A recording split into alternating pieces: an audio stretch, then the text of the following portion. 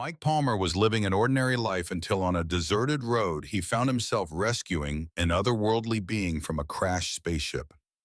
Next to the wounded alien was a strange leather pouch that shimmered subtly, an artifact that according to the alien belonged to priest Anunnaki 3,000 years. Have you ever felt like you are being haunted by an invisible curse? No matter how hard you try, does money slip through your fingers due to sudden disasters the moment it arrives? Mike Palmer's story today isn't just about a strange encounter with an extraterrestrial. It is the key to decoding the truth about karmic vows from past lives that are silently sabotaging your reality. Don't look away because if you watch until the end of this video, you will receive the exact three-step ritual formula that helped Mike transform from penniless to prosperous in just one night. This could be the most important video to change your financial destiny forever. The alien stared at Mike and telepathically said, "You saved my life. By cosmic law, I must repay you. And that repayment is key to your prison." Mike had no idea what the being was talking about. What prison? Until the alien opened the bag and revealed what was inside. An object that forced him to confront the origin of his life. Inexplicable limitations. You are about to discover what was kept in that bag of the gauze and the truth. That explains why you've been repeating certain things in your life for years. The question is, what could a 3,000-year-old Anunnaki artifact possibly have to do with your life today? Michael Palmer was 54 years old and absolutely convinced that he was cursed. He didn't believe in curses, literally because he wasn't superstitious. But there was no other logical explanation for the pattern that had repeated itself for 30 years. An exceptional carpenter in Santa Fe, New Mexico, beautiful handcrafted furniture that people admired at fairs, woodworked with precision and genuine love, but always broken. Living month to month, bank account never exceeding 3 digits, and it wasn't for lack of talent or effort. It was something more disturbing, more inexplicable. A specific pattern always followed. Mike would make a big sale. The customer would order multiple parts. Money would finally come in, and then within days something catastrophic would happen. The car would break down and the repairs would consume all the profit. Or he himself would get sick and medical bills would drain everything, or essential equipment would fail and need urgent replacement. And he was back to square one, always every single time without exception in 3 decades. Friends said it was bad luck. His ex-wife said it was financial irresponsibility, but Mike knew it was neither because the pattern was too precise to be chance and something deeper. A visceral feeling he couldn't explain. When he had money, he felt guilty, not rational guilt for having spent it wrongly, but existential guilt as if he didn't deserve to have it, as if prosperity were a transgression against something sacred he couldn't identify. Divorced for 5 years, his ex-wife tired of the instability.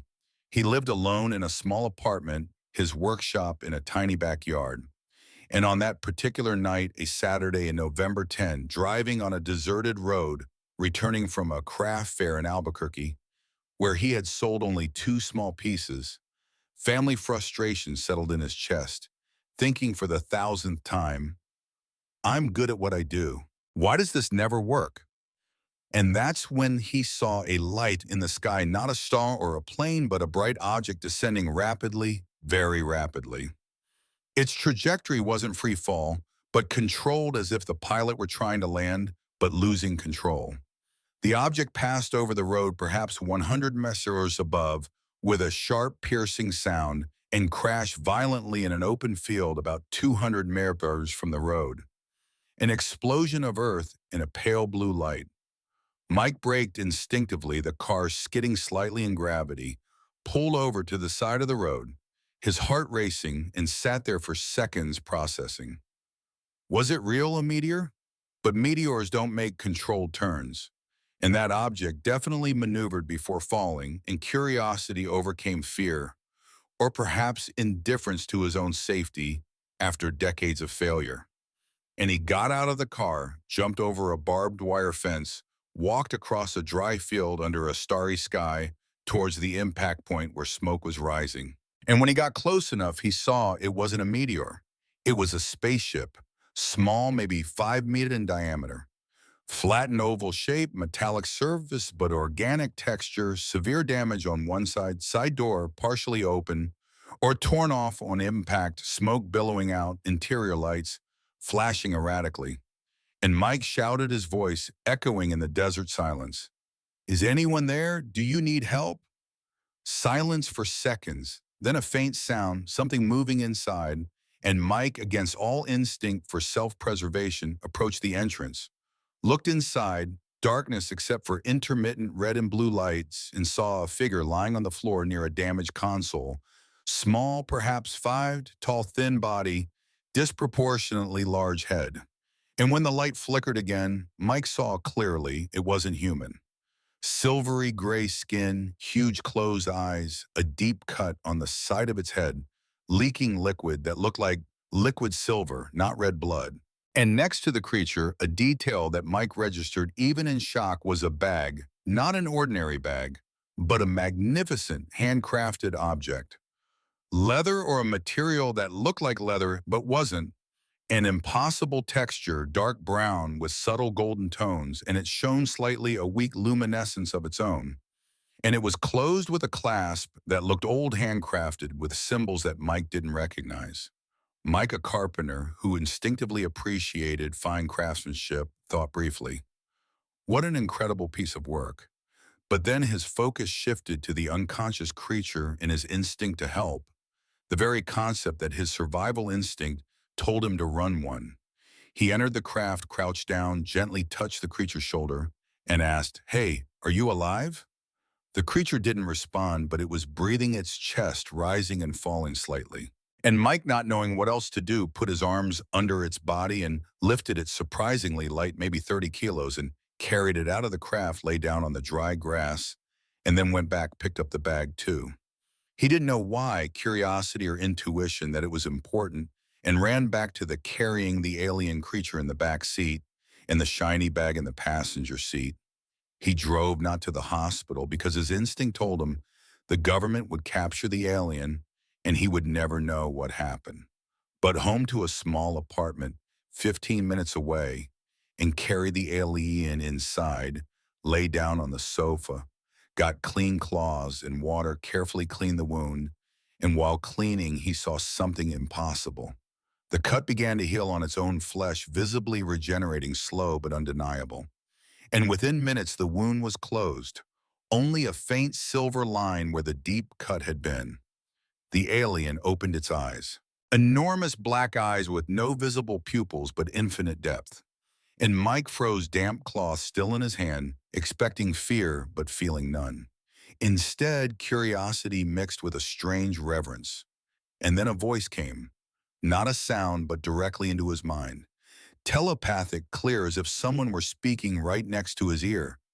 You saved my life. You risked your safety to help a being you don't know. A sacred debt has been created. How can I repay you? Mike, shocked that he understood perfectly and could respond telepathically even without knowing how, thought, you don't need to repay anything. Okay, the wound is healing on its own. You will survive. And the alien sat up slowly, touched his own head where the cut was felt, the scar nodded. Yes, I will survive, but the cosmic law that governs my race demands retribution when life is saved. I cannot ignore it. And besides, the alien looked directly into Mike's eyes. Penetrating, I saw your energy when you rescued me. You carry an old blockage, unnecessary suffering that you compulsively repeat. A pattern that you cannot break on your own. I can heal that. It will be my retribution. Mike, confused, asked, what are you talking about? What block? And the alien pointed to the bag Mike had brought, still on the floor near the door, subtly gleaming in the dim light. This bag belonged to an Anunnaki priest 3,000 years ago. I am a cosmic archaeologist. I study ancient terrestrial civilizations. I have found Sumerian ruins from centuries ago. The ship was hit by a space fragment on its return. Crashed here, but the bag survived intact as it always does, made of material that doesn't degrade. Mike looked at the bag and then at the alien. What's inside? And the alien replied, sacred objects that Anunnaki priests use to heal human karmic patterns. One of them will show you the origin of your blockage, and when you see the origin, you can release it. This will resolve the sabotage you carry, allowing prosperity that has always been rightfully yours, but that you unconsciously blocked. Mike felt something stirring in his chest, a mixture of hope and skepticism. Sabotage. I don't sabotage myself. I work hard, just bad luck.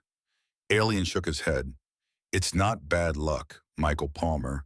It's a pattern engraved in the deep layers of your consciousness. It originated not in this life, but in previous ones. Vows you made with intense emotion were recorded. You carry them into each incarnation until they are dissolved.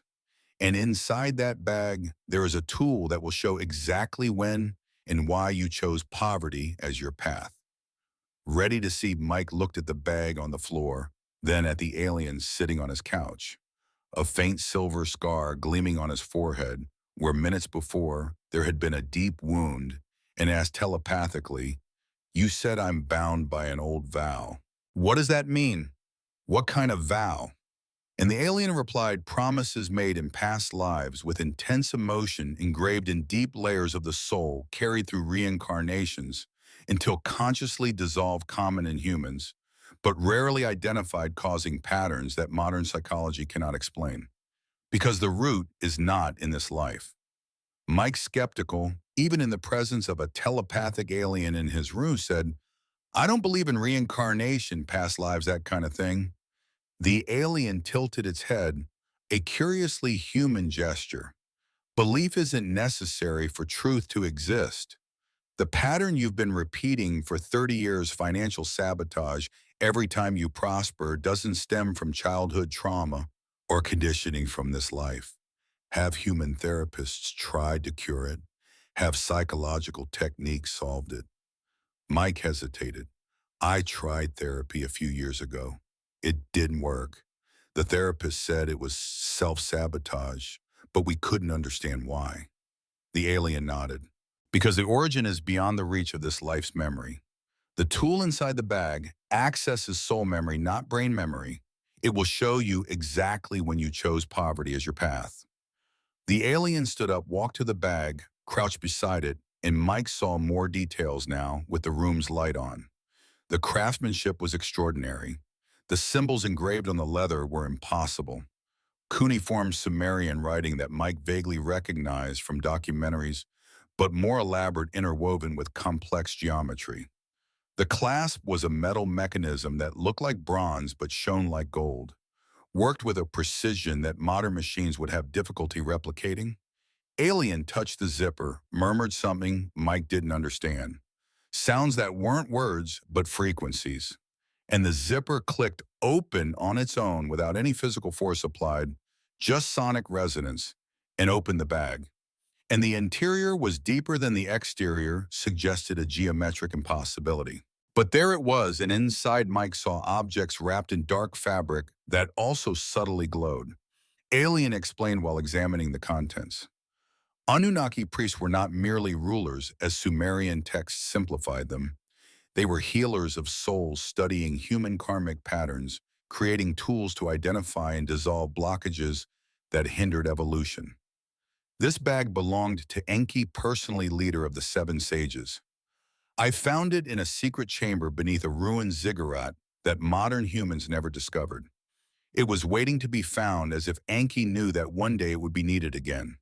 Mike absorbed it. The name Enki, vaguely familiar from readings on Sumerian myths. And the alien removed the first object, a small, translucent crystal cylinder, with golden liquid inside. Cellular memory elixir heals DNA damage caused by ancestral traumas. He set it aside, removed the second object, a metallic disc engraved with a spiral. Frequency harmonizer aligns chakras misaligned by vows of silence. Set it aside and then removed the third object and stopped, held it reverently and said, this is what we need. It was a mirror, small, perhaps 15 centimeters in diameter, with a circular frame of gold or gilded metal worked with symbols identical to those on the stock exchange. But the surface was not ordinary reflective glass. It was dark, almost liquid, like still black oil, but with infinite depth. And when Mike glanced at it, he saw a reflection, but distorted. Not his face, but something deeper. Layers, and he instinctively looked away, a sudden unease. Alien held the mirror carefully. Mirror of the soul, a rare artifact even among the Anunnaki. Only 7 were created. This is one of them. Its surface does not reflect physical light, but essence. When you look directly and intentionally, you see not external appearance, but soul records. Previous incarnations, crucial moments where vows were made, patterns you carry all revealed in reverse, chronological sequence starting with the immediately preceding life. Going back to the origin of the pattern, Mike felt fear growing. Not fear of the alien or the surreal situation, but fear of seeing. Fear of confronting something that his intuition told him would be devastating. And he asked, what if I don't want to see? What if I prefer to live like this? The alien replied gently but firmly, you can choose. Free will is sacred, but the pattern will continue. The next 30 years will be identical to the last 30. Hard work, wasted talent, perpetual poverty, unconscious, sabotage until death, and then the next life. The pattern repeats again because the vote wasn't dissolved. How many more cycles do you want to suffer unnecessarily? Mike remained silent for long moments, contemplating 30 years of frustration. A marriage destroyed by financial instability, unrealized potential, and finally said telepathically, his mental voice trembling, show me, I want to see where this comes from, even if it hurts. And the alien nodded in approval. Courage, the trait that allowed you to rescue me when others would have fled. The same courage will set you free now. Alien stood up, sat next to Mike on the couch, held a mirror between them, its dark surface rippling slightly like disturbed water, and instructed, look directly at the center. Don't look away, even if it's frightening. The mirror will show you the truth. Your only task is to witness without judgment. When the first life appears, observe. When it ends, you will breathe and the next life will appear. The sequence will continue until the origin of the vote is revealed. Understood. Mike nodded, his throat dry, and looked directly at the dark surface of the mirror. Initially, he saw only darkness. Then a faint golden glow appeared in the center, expanding. And suddenly, he was no longer in the small living room in Santa Fe, but in a completely different place, not physically, but consciously transported, and he was seeing through the eyes of another person, or not another person, but himself, a past version. And he instantly recognized himself even though he had never seen him before. Deep memory activating. And he was in a monastery, cold stone walls, flickering candles, and a stern voice echoing. And Mike understood he was seeing a past life. The first layer of imprisonment he carried without knowing. Alien narrated telepathically softly, not interrupting the vision, but guiding it. Italy, year 1450. According to the human calendar, you were a Franciscan monk, young, 23 years old. Ceremony of perpetual vows, crucial moment that engraved a pattern. Observe without resisting, only witness. And Mike, through the eyes of a monk, saw a stern superior holding a Bible, other monks in a semicircle observing, and the superior saying in Latin, which Mike understood telepathically translated, you will renounce all earthly possessions. You will live in perpetual poverty. Wealth is a sin that separates you from God. Only through material detachment will you reach heaven. Do you swear? And Mike felt, not only saw, but felt the emotion of that moment, deep conviction, genuine religious fervor. And the monk that he was responded with a firm voice full of devotion. I swear I renounce possessions. I accept eternal poverty.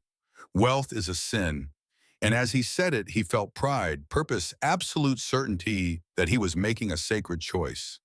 And the scene sped up. The entire life of that monk compressed into minutes.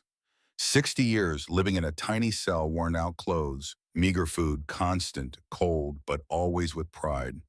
I am poor as Christ was poor. I am pure. And on his deathbed, 80 years old, his final thought before expiring. I lived righteously. Poverty purified me. I die holy in profound satisfaction. And then darkness, life ending. And Mike returned to the room, panting, the mirror still between him and the alien, its surface rippling, preparing for the next vision. And the alien said softly, first layer revealed, vow of poverty made with total conviction, recorded. But there's more. The pattern was reinforced in previous lives. The mirror will show. Breathe, prepare yourself. Mike took a deep breath, trembling slightly. This life was real. The memory wasn't imagination, but a genuine recollection. Before he could fully process it, the mirror's surface shone again, a more intense gold, and Mike was pulled back in time once more. He was in a completely different place, a hot desert, a white linen tunic. He recognized it, ancient Egypt, and he was about to see the second layer of prison he had built for himself over millennia. Mike was pulled back into the mirror again, his consciousness traversing time as if millennia were water. And suddenly he was under a scorching sun, a rough white linen tunic against his skin, simple leather sandals, and he was sitting on a cold stone floor inside an Egyptian temple, enormous pillars all around engraved with hieroglyphs, and in front of him a low table covered with papyrus, black ink in a clay pot, a reed brush in a hand that wasn't his hand, but was the hand of who he had been. Alien narrated telepathically in a soft voice. Egypt, 1800 BC. You were a temple scribe, a copyist of sacred texts, a respected but humble job. Observe the crucial moment approaching. And Mike, through the eyes of a scribe, saw the temple door open, intense light entering, and a figure entering, the tall man in luxurious robes, gold around his neck and wrists, a servant of the pharaoh. And he approached the scribe that Mike was and spoke in an ancient language that Mike understood telepathically. The great pharaoh has noticed your talent, your impeccable writing, your vast knowledge. He offers you a position in the court royal scribe. You will reside in a palace. You will receive gold lands, servants' immense honor. Do you accept? And Mike felt through the scribe a genuine temptation, a part of him wanting to accept a comfortable life security. But then a stronger voice inside said, wealth corrupts the soul. True servant is of God's, live in simplicity. And the scribe replied firmly, I thank Pharaoh for the honor, but my place is here serving gods in humility. I cannot accept riches. It would corrupt my sacred work. And the servant insisted, are you sure? A rare opportunity, many would kill for it. And the scribe, full of pride disguised as humility, replied, absolutely certain. Poverty is purity. Wealth is a distraction from the divine. I choose to remain poor. And the scene sped up. The life of that scribe. Decades copying texts, sleeping in a small cell in the temple, simple food, minimal possessions, but always with satisfaction. I live righteously. I have not been corrupted by gold. And on his deathbed, 60 years old, surrounded only by monks from the temple, his final thought, I died pure. I did not sell myself. Poverty was my victory and profound pride. And then darkness, life ending. Mike returned breathless to the room, the mirror rippling, and the alien said, second layer reinforced vow. You refused freely offered wealth because you believed poverty was holiness. The pattern deepened, but there is a third, more powerful true origin. The mirror will show you now. And before Mike could protest, emotionally exhausted, the mirror's surface shone intensely, pure gold. And he was pulled even deeper into time. And he was in a cold cave in the Himalayas, the air thin, and he wore a worn woolen cloak, a long gray beard. And Mike recognized him, a Tibetan monk, and he had been alone in the cave for decades in deep meditation, total renunciation of the material world. Alien narrated, his voice now more serious. Tibet, year 1200 of the Common Era. You were an ascetic monk. You chose extreme isolation. You possessed only an alms bowl and this cloak. You lived in a cave for 40 years. This is the most crucial moment. Observe carefully. And Mike, through the eyes of an old monk, felt his frail body a penetrating cold. He knew death was near. Days, perhaps hours, and there was no fear. There was profound peace, and a thought arising not casual but deliberate, a conscious choice being made on the threshold between life and death. Poverty freed me in this life. I let go of material attachments. I achieved clarity that wealth would never allow. And in the next life, if there is a next life, I will choose poverty again. It is the path to enlightenment. I decree this now, that in all future lives I choose poverty over wealth, simplicity over abundance. This is my eternal vow.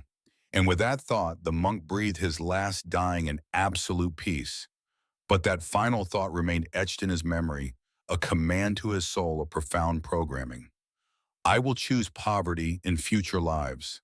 And the energy of that vow was different from others. It was not a promise forced by a religious institution, but a conscious choice at the most powerful moment, the moment of death, where the veil between dimensions is thinnest and intentions are permanently imprinted. Mike rushed back into the room as if expelled from the mirror and was crying without realizing it. Tears streaming down his face, not of sadness, but of devastating recognition. The alien set the mirror aside, waited for Mike to process, and then said telepathically, "Now you see the complete origin.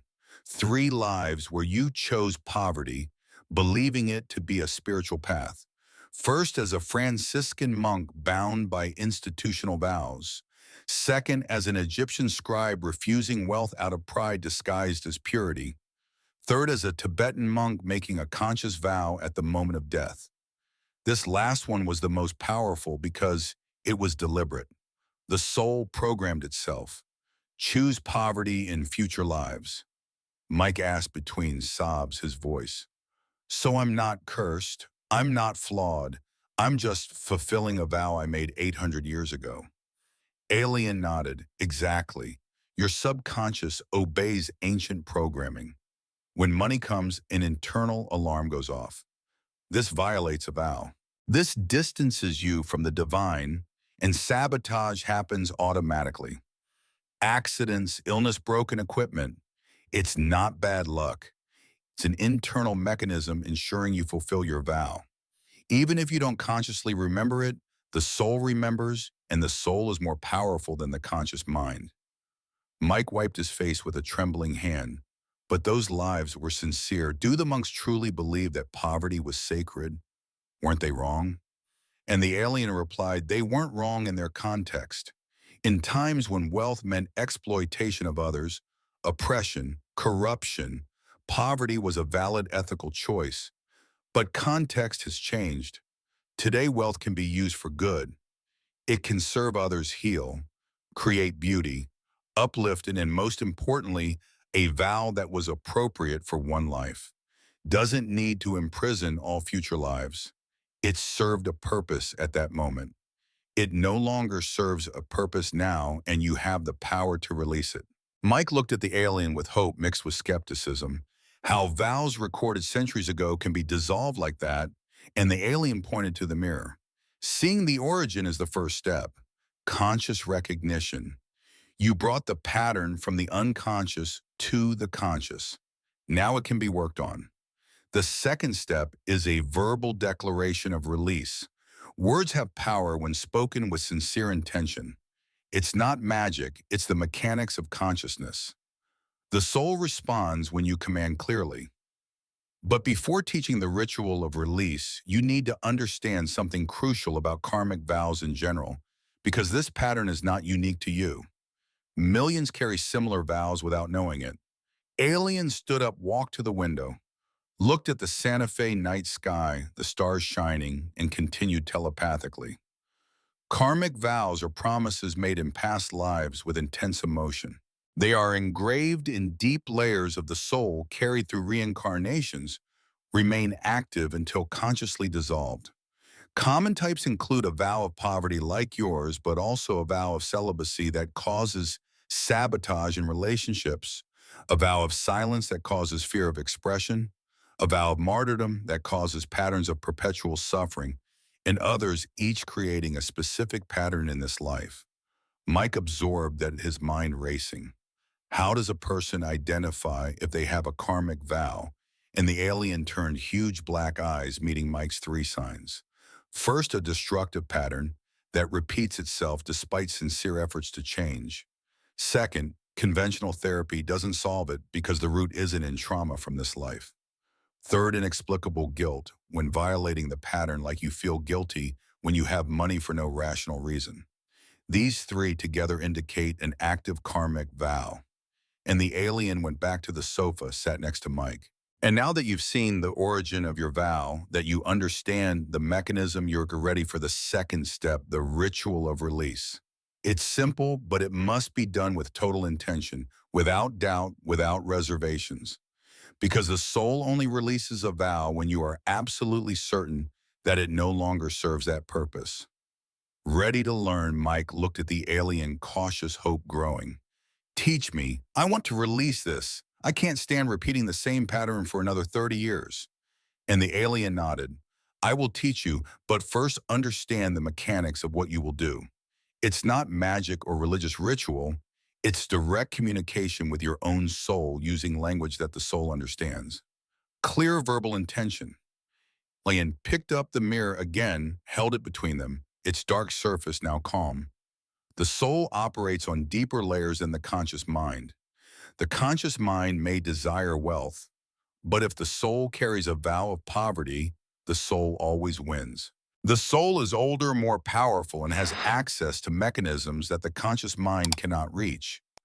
That's why sabotage happens automatically. You're not consciously sabotaging.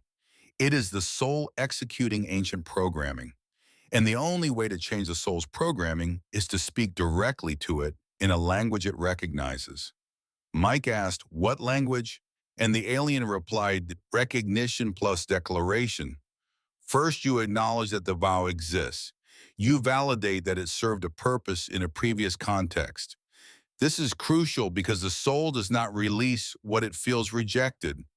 Then you declare that the vow no longer serves a purpose in the present context. And finally, you command its release with authority, not asking but decreeing, because you are sovereign over your own soul, not a victim of it." And the alien continued, "Ritual has three parts: recognition, validation, release. I will do it with you now. You will repeat the words I say, but not mechanically. You will feel each word. Allow emotion to flow. If tears come, let them come. If anger arises, let it out. Emotion is a vehicle that carries intention to deeper layers. Words without emotion are useless." Understood. Mike nodded, his throat tight with anticipation, and the alien instructed, "Close your eyes, take 3 deep breaths, center yourself." Mike obeyed, taking deep breaths, his body relaxing slightly, and the alien said telepathically, "Now right hand on your heart, feel the beat. Connect with your own center and repeat aloud what I will say." Mike placed his right hand over his heart, felt a rapid heartbeat, and the alien began. "I acknowledge." Mike repeated aloud, his voice trembling. "I acknowledge." The alien continued, "that in past lives I took vows of poverty." Mike repeated, and as he spoke, he felt the weight of those lives. Franciscan monk, Egyptian scribe, Tibetan ascetic, their presence there with him. And the alien continued. First part, complete acknowledgement. Alien continued. Now validation. Repeat. Those vows serve sacred purposes in their context. Mike repeated, his voice gaining firmness. Those vows serve sacred purposes in their context, and alien continued.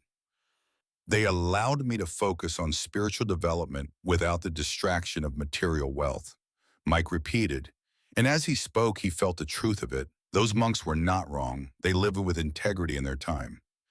Alien continued, I honor those lives and the choices I made in them. Mike repeated, tears beginning to well up. I honor those lives and the choices I made in them, and felt compassion for past versions of himself. Not rejection, but acceptance. An alien said, complete validation. Soul feels that you are not rejecting the past, but honoring it. Now it is receptive to release. Final part, most important, repeat with all the authority you possess. And the alien, his telepathic voice growing more intense.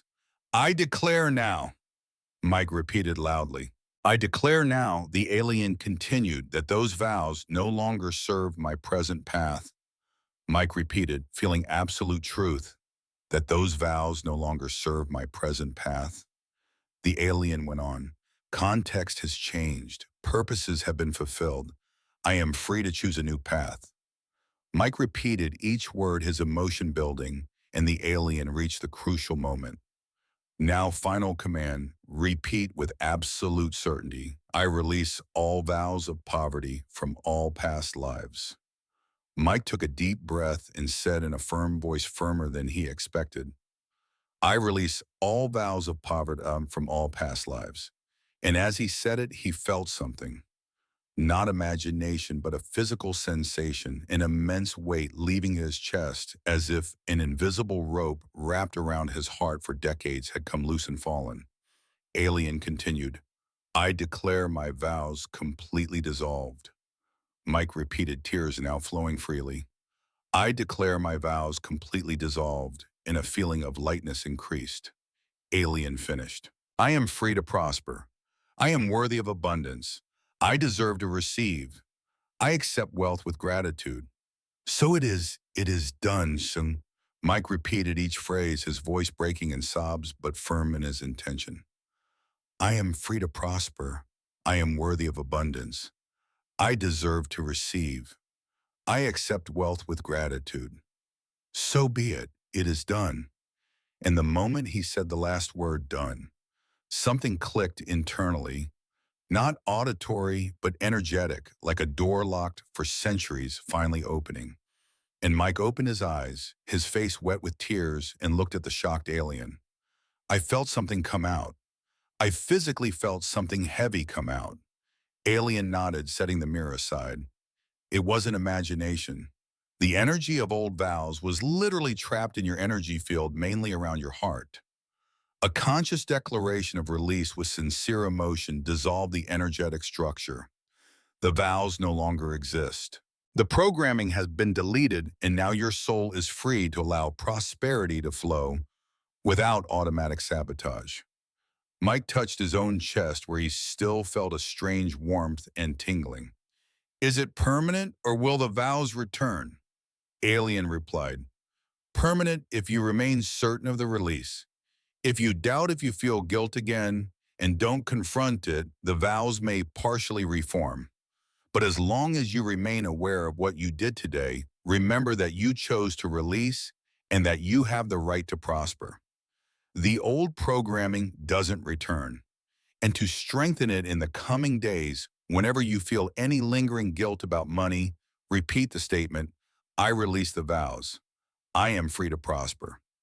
This reaffirmation prevents any reactivation. Mike wiped his face with the back of his hand, exhausted but different lighter. And now what happens? Does money just magically appear? Alien shook his head. It's not magic, it's the removal of blockages. Before, you were like a dam river. The water wanted to flow, but the dam prevented it. Votes were the dam. Now the dam has been removed. But you still need to act, work, create. The difference is that now, when you work, results won't be sabotaged. When money comes, you won't feel guilt that triggers self-destruction. When opportunities appear, you won't subconsciously refuse them. The natural flow has been restored. The alien stood up, walked to the window. In the coming weeks, you will observe changes. First, internal guilt about money diminishing until it disappears. Second, external opportunities that didn't come before will begin to appear. Not because the universe has changed, but because you have changed. Your energy no longer repels prosperity, it attracts it, and the decisions you make will be different. Before you unconsciously chose paths that guaranteed poverty. Now you will choose paths that allow abundance, not because you force yourself, but because the vow that forced poverty no longer exists. Mike felt a mixture of hope and residual fear. Decades of patterns don't dissolve emotionally in minutes, even if they have been energetically dissolved. But then, what if it doesn't work? What if the pattern continues? The alien turned. Immense black eyes meeting Mike's with compassion. Then you haven't truly released it. There's still doubt. There's still a part of you believing that poverty is holiness. And in that case, repeat the ritual whenever you feel doubt as many times as necessary until certainty is absolute. But based on the energy I felt when you declared release, it was genuine. You truly released it. Now it's only a matter of time until external life reflects the internal change that has occurred. The alien walked back to the still open bag on the floor, began putting objects back the mirror last, and said, "My ship is destroyed beyond quick repair. I'll need to build a beacon for my race to rescue me. It will take days. Can I stay here while I do that?" Mike, still processing the ritual he had just performed, automatically replied, "Of course. Stay as long as you need. It's the least I can do." And the alien nodded gratefully. "Then I will watch your transformation begin. I will witness the result of what you did today. It will be interesting." 3 days after the liberation ritual, Mike was in his backyard workshop working on a dining table he had ordered the week before the spacecraft accident. While sanding the oak surface, he noticed something different. Not in the work itself, but within himself. It was a feeling that always accompanied him when he received payment. A subtle but persistent guilt. A weight in his stomach as if he were transgressing something sacred. He wasn't there, simply absent.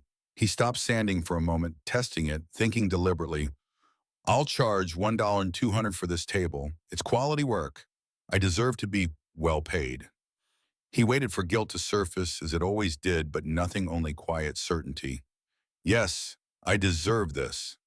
Alien was in the corner of the workshop working on a small device made from parts of the destroyed ship and Earth components that Mike had provided. A signal to call for rescue from his race, and without lifting his eyes from his work, said telepathically, "First change internal guilt dissolving." Did you notice? Mike nodded. "It's strange, decades feeling weight every time I thought about money now. Nothing emptiness where weight used to be, but a good emptiness." "Light," Alien explained while soldering a tiny crystal. Guilt was a symptom of active voting, an internal alarm going off. This violates sacred programming. Now that the programming has been deleted, the alarm no longer exists. And without an internal alarm, sabotaging decisions change naturally. Observe the choices you will make in the coming days. They will be different from old patterns without conscious effort. And the next day, the fourth day after the ritual, Mike was in a hardware store buying new sandpaper and saw a chainsaw on sale, a tool he had needed for years but never bought because, "I can't spend that money now. Something will break and I'll need the money." An automatic scarcity pattern, but this time he looked at the chainsaw and thought differently. "I need this. It will improve my work. I can buy it." And he bought it. 500 that he would normally save out of obsessive fear of a future emergency. And while carrying the chainsaw to his car, he expected anxiety to come. "I spent too much. I'll regret it." But it didn't, only satisfaction. "I invested in a tool that will make me earn more." And on the fifth day, the customer who had ordered the table called. Mike answered, and the customer asked, "How much will it cost?" And Mike, without hesitating, as he usually did, replied firmly, $1 to you. It's high-quality wood. The handcrafted work takes weeks." The customer was silent for a few seconds, and Mike would normally panic in that silence and lower the price. Or, "I can do it for 900. Instant self-sabotage. But this time he waited in confident silence. And the customer replied, "Fair enough. You can do it. When will it be ready?" Mike hung up the phone, shocked. He didn't lower the price. The client accepted without negotiation. An alien observing from the sofa said telepathically, "Second change external one beginning. Your energy has shifted. You no longer project desperate scarcity. You project calm confidence in the value of your work."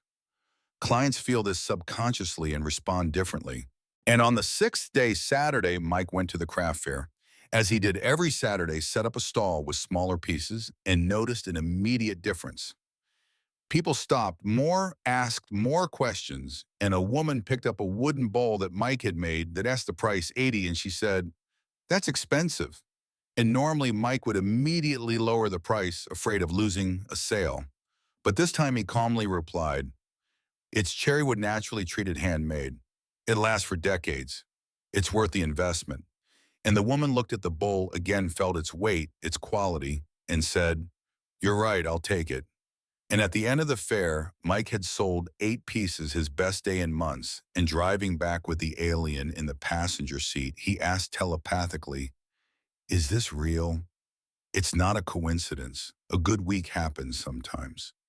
And the alien replied, "It's not a coincidence. It's a consequence. Your energy has fundamentally changed. Before you projected, 'I don't deserve it. I'm sorry for charging.' Now you project, 'I deserve it.' This has a value. People respond to energy, not just words. And more changes will come. Bigger ones. This is just the beginning." And on the 8th day, Mike received an unexpected call from an unknown number. He answered. A professional female voice said, "Mr. Palmer, I'm an interior designer. A client of mine saw your work at a trade show last week and wants to order complete furniture for a new house, living room, bedrooms, office. Can we discuss a budget?" Mike, his heart racing, scheduled a meeting for the following week. After hanging up, he stood in silence, processing the news. An order of this size had never happened before. The biggest opportunity of his life. He expected fear to creep in. This is going to go wrong. Something's going to ruin it. But fear didn't come. Only clarity. I can do this. I'll do it well. Alien was finishing the beacon, testing it, a pale blue light flashing in sequence, and said without looking, "A great opportunity has arrived. Before I would have sabotaged it, subconsciously refused, or charged such a low price that I wouldn't profit or accept it. But the stress would cause an error that would ruin the project. Observe what you will do this time. It will be different." Mike spent the following days preparing for the meeting, calculating costs, drafting proposals, and noticed a difference in his mental process. For he would have thought, what if they don't like it? What if they ask for a discount? What if I can't deliver? A spiral of doubt and fear. But now he thought, I'll show better work, charge a fair price, negotiate with confidence, and if they don't close the deal, other clients will come. A calm certainty where before there was paralyzing anxiety. And on the 10th day of meeting with the designer and client, a large house in an affluent Santa Fe neighborhood. A well-dressed middle-aged couple, and Mike presented his portfolio, explained the process, showed wood samples, and when it came time to discuss the price, he took a deep breath, recalled the ritual. "I released vows I deserve to prosper," and said firmly, "For complete furniture, 4 bedrooms, living room, office, with the quality of wood I suggest in the necessary time. 85,000 payment in 3 installments. Down payment, mid-project, and final." Silence filled the room. Mike maintained eye contact, didn't apologize, didn't offer an immediate discount, and the client looked at his wife.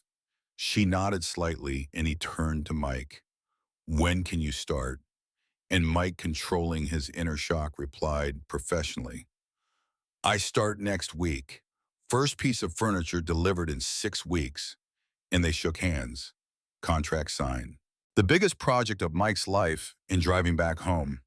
Hands trembling on the steering wheel, not from fear, but from unbelievable accomplishment. Decades of struggle.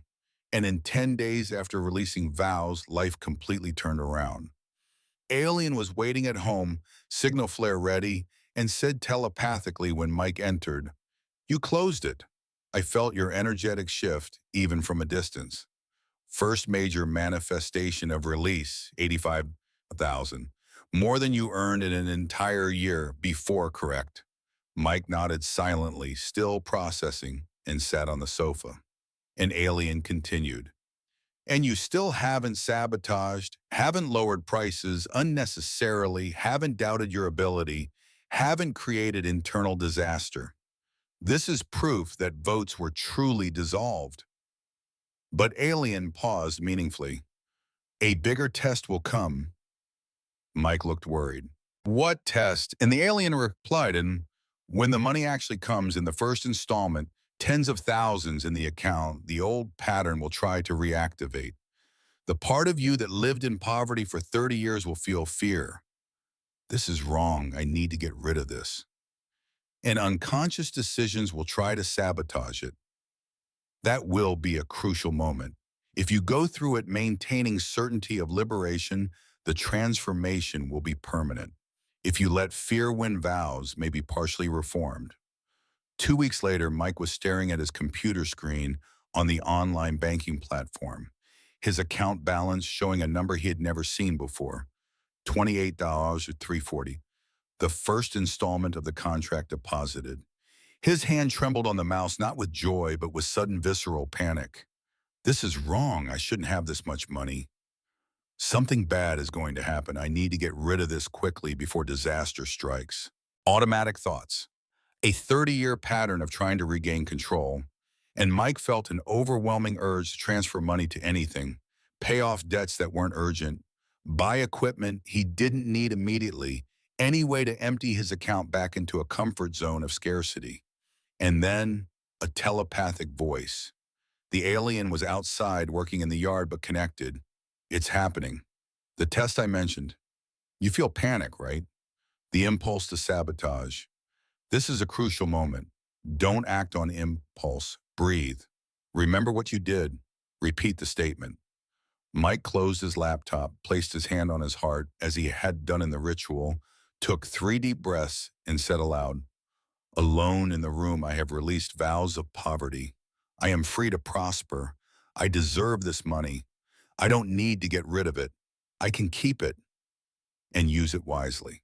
And as he said this, the panic lessened, not disappearing completely, but reducing to a manageable level, and a conscious decision emerged. I will not sabotage. I will leave the money in the account. I will use it when necessary, but not impulsively out of fear. And over the following days, the impulse returned multiple times, seeing an expensive used car that I didn't need. I should buy it, spend that money right away. But each time I paused, breathed, reaffirmed, I don't need to get rid of abundance.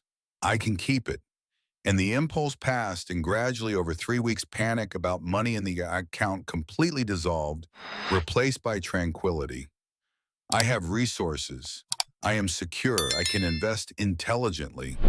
And one night a month after the original ritual, the alien called Mike to the backyard. A full beacon glowing in a complex blue and gold pattern pointed at the sky and said telepathically, "My race will receive a signal in hours. They will come for me before dawn. It's time to say goodbye." And Mike felt deep gratitude mixed with sadness. You changed my life completely. How can I thank you? Alien turned his immense black eyes reflecting starlight. Living fully the freedom you have earned, not letting old vows resurface, thriving without guilt. And when you find others trapped in similar patterns, share what you have learned. Don't keep knowledge to yourself. And Mike nodded, I will, I promise. And the alien continued, and remember the ritual I taught doesn't require special objects. The mirror of the soul helped to see past lives clearly, but it's not essential. Anyone can release karmic vows through recognition, validation, and a declaration of release. 3 simple steps. The power lies in sincere intention, not in external tools. Mike asked, and the bag, the mirror. What happens to them? Alien replied, they return with me. They belong to a cosmic museum where we preserve artifacts from ancient Earth civilizations. But the knowledge I shared remains with you, and you can teach others the exact words of the ritual, the mechanics of how vows work. This is a real gift I leave behind. And in the following hours, they sat together in comfortable silence, waiting for a rescue ship. And shortly before dawn, light descended from the sky. Not a crash ship, but an intact, elegant transport, and it landed silently in the yard. The door opening, and the alien picked up a flare gun in an old bag. Turned to Mike one last time. Michael Palmer, you saved my life, and I received your life in return. Cosmic balance restored. Thrive without fear. Remember who you are. You are free. And he entered the ship, the door closing, and ascended silently. Mike watching until he disappeared among the stars alone again. But different, completely different. No longer bound by vows from lives he didn't remember, free to thrive. And at that moment, the first light of dawn, touching the horizon, he knew with absolute certainty the old life was over. A new life had begun, and this time without sabotage. This time he would allow abundance to flow.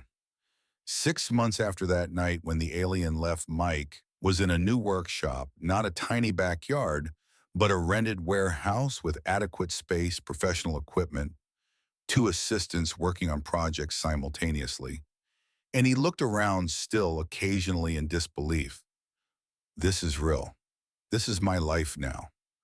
Prosperity that I had always been able to create but had blocked for decades through vows I didn't even remember making. His bank account consistently maintained a five-figure balance, not because he had become rich, but because his pattern had fundamentally changed. Money came in through projects. Some was used wisely for expenses and investments. Some was saved, and there was no longer the urge to sabotage to create fictitious emergencies that drained everything. A vicious cycle permanently broken. And deeper than money guilt had disappeared. He could look at his bank balance without a weight on his stomach. He could charge a fair price for his work without apologizing. He could prosper without feeling like he was betraying something sacred because he understood now those vows were appropriate for monks in past lives, but didn't suit a carpenter in Santa Fe trying to live with dignity in the 21st century. And a year after the ritual, Mike was in a small cafe with a man he had met at a fair, Jeff, an artist in his 40s, talented but perpetually broke. And Jeff was confiding, I don't understand. My work is good. People love it, but I can never sell it for a decent price. I always lower it at the last minute. And when I sell well, something always breaks. A car, a computer, always something. It's like I'm cursed. Mike heard that familiar pattern and felt the responsibility the alien had mentioned to share knowledge and gently asked, do you feel guilty when you have money? Inexplicable guilt, as if you didn't deserve it. Jeff looked surprised. Yes, exactly. How did you know? And Mike told not the complete story of the alien and the spaceship because it would sound insane, but the essence. I discovered that I carried vows from past lives, promises of poverty made in ancient religious contexts. They were unconsciously sabotaging me, and I learned a ritual to release them. It changed everything. I can teach you if you want. And over the next hour, coffee, cooling, and forgotten, Mike taught 3-step. Acknowledging that vows exist and served a purpose, validating that they were appropriate in their context, and a firm declaration of release because they no longer serve a purpose. And Jeff did it right there, eyes closed, hand on heart, repeating words. And when he finished, tears were streaming down his face. I felt something, a weight I didn't know I was carrying. It was gone exactly as Mike had felt. And in the following months, Jeff also began to prosper, not overnight, but gradually, consistently. And he told other artists. And Mike taught the ritual to 5, then 10, then 20 people over 2 years, each carrying variations of karmic vows. Not just poverty, but also celibacy that sabotaged relationships, silence that prevented self-expression, martyrdom that perpetuated unnecessary suffering. And 3 years after the encounter with the alien, Mike was in his own house, not a mansion, but a comfortable one with a workshop in the back. And he looked out the window at the night sky, remembering that falling spaceship, that impossible being he had saved, and who in return had saved him. And he whispered to the stars, "Thank you wherever you are. Thank you for showing me that the prison I carried was not my fault, but ancient programming that could be dissolved. Thank you for setting me free." And now, years after writing the story, I want to speak directly to you, the viewer. Because if you've made it this far, if Mike's story resonated with you, if you also work hard, but money never sticks, if you prosper and then disaster comes out of nowhere, if you feel guilty when you succeed, then you too may be carrying vows from past lives waiting to be released. The truth about recurring patterns. Why do some people do everything right but never get results? Why do they work hard but remain poor? Why is it that every time they prosper, something catastrophic happens? Conventional therapy suggests childhood trauma, family conditioning, self-sabotage, and it attempts to cure through analysis, cognitive techniques, and medication. But what if none of that works when you spend years in therapy and the pattern continues? What happens when you rationally understand that you deserve prosperity, but unconsciously sabotage yourself? Alien showed Mike what modern psychology cannot grasp. Karmic vows promises made in past lives with intense emotion. They are etched into the deepest layers of the soul. They carry it through reincarnations. They remain active until they are consciously dissolved. Common types vow of poverty, perpetual financial sabotage, guilt with money. Mike's pattern, vow of celibacy, relationships always fail, fear of intimacy, chronic loneliness, vow of silence, inability to express oneself, fear of speaking the truth, suppressed voice vow of martyrdom, pattern of suffering attracts pain, identity built on victimization, vow of obedience, inability to question authority, compulsive submission. Each vote creates a specific pattern in this life, and you carry it without knowing, because it was done centuries ago in a completely different context. How to identify if you have an active karmic vow? 3 clear signs: a destructive pattern that repeats itself. Despite sincere efforts to change the same thing happening decade after decade, conventional therapy doesn't solve the problem. You understand the problem rationally, but you can't change your behavior. Unexplained guilt when it violates the pattern, like how Mike felt deep guilt when he had money for no logical reason. These 3 together active karmic vow, and it can be dissolved. No need for an alien. You don't need a magic mirror.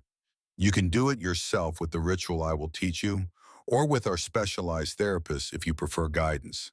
I will leave our email in the description for guided support. The ritual requires 3 simple steps. Step 1, recognition.